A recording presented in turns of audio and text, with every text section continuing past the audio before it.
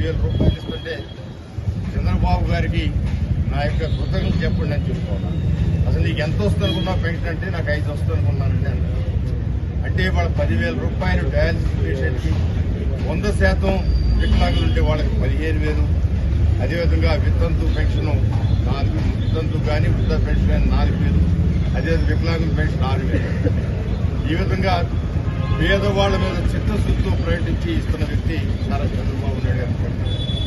మరొకసారి చంద్రబాబు గారికి మనస్ఫూర్తిగా కృతజ్ఞతలు తెలియజేస్తూ ఇంకా రేపు ఆగస్టు నుంచి కూడా కొత్త పెన్షన్ దారులు లేని వాళ్ళందరూ కూడా పెన్షన్లు అప్లికేషన్ తీసుకోవడం జరుగుతుంది. తొందరలో అవి కూడా రిలీజ్ చేయడం జరిగింది.